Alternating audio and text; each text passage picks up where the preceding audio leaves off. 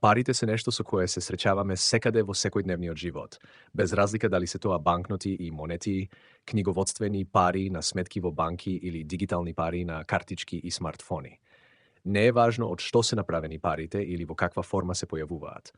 Она што е важно е дека тие се генерално прифатени како средство за плаќање.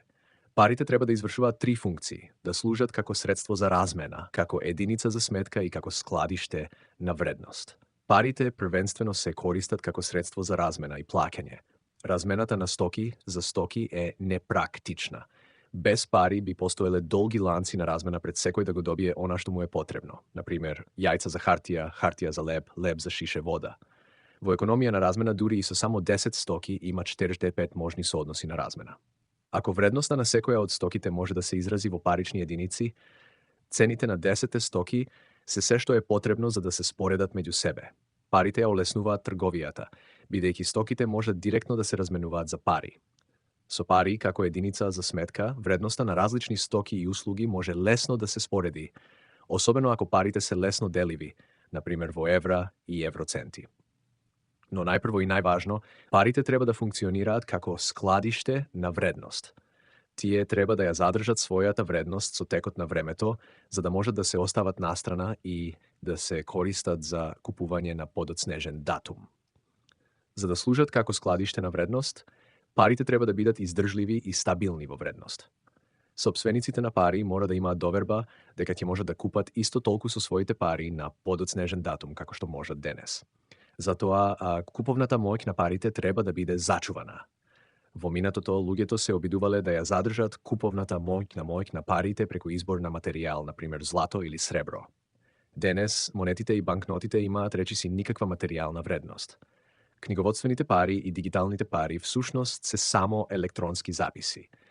Поради оваа причина, луѓето мора да имаат доверба дека нивните пари ќе ја задржат својата вредност. Централните банки ја заштитуваат вредноста на парите. Во периодот од јануари 2003 година до април 2024 година, количината на денари е зголемена за повеќе од 7 пати. Основниот проблем со конвенционалната валута е целата доверба што е потребна за да функционира. Мораме да и веруваме на Централната банка да не ја девалвира валутата, но историјата на фиат валутите е полна со нарушувања на таа доверба. Мораме да им веруваме на банките да ги чуваат нашите пари и да ги пренесуваат електронски, но тие ги позајмуваат во бранови на кредитни меури со едва мал дел во резерва. Ова го напишал Сатоши Накамото, анонимниот креатор на првата виртуелна валута во светот биткоин. Но како се креираат парите? Во поблиското минатото златото се користело како пари. За да се произведе злато, потребно е да се рудари. Златото е вредно бидејќи е ретко и производството е ограничено со ресурсите на земјата. Луѓето имаат доверба на природата. Во сегашноста се користат фиат валути како пари. Тие се произведуваат како електронски запис кога банките ќе издадат кредит. Нивното производство е неограничено и е регулирано преку одговорните институции. Луѓето имаат доверба во други луѓе. Во блиска иднина, потенцијално виртуелните валути би се користеле како пари. Тие се дигитални и во случајот на биткоин, тие се произведуваат со дигитално рударење. Нивното производство е ограничено со код, компјутерска програма. Луѓето имаат доверба во кодот и компјутерската технологија. Сега да провериме дали вредноста на парите е заштитена со текот на времето. Во ноември 2004 година имало вкупно 87 милиарди денари. Потрошувачката кошничка чинела 8 златни пари или 9886 денари. Во ноември 2014 година во Македонија имало вкупно 229 милиарди денари. Потрошувачката кошничка чинела 8 златни пари или 32.168 денари или 1.746 во биткоин. Во април 2024 година во Македонија имало вкупно 474 милиарди денари.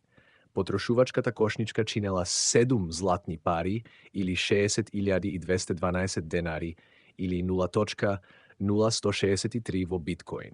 Од претходните податоци можеме да заклучиме дека златната пара и биткоин ја зачувале вредноста и зголемиле додека денарот ја изгубил вредноста. Во период од 20 години вредноста на денарот му е намалена за 83%. Тоа е резултат на зголемување на вкупниот број на денари во Македонија. Македонскиот народ и другите народи со кои живееме се осиромашуваат со неконтролирано креирање на пари, издавање на кредити, кое најверојатно се прави координирано помеѓу одговорните институции. Бидете внимателни и заклучете сами дали во моментов парите ги исполнуваат сите функции за да бидат пари. Бидете внимателни и со сите другите конвенционални фиат валути.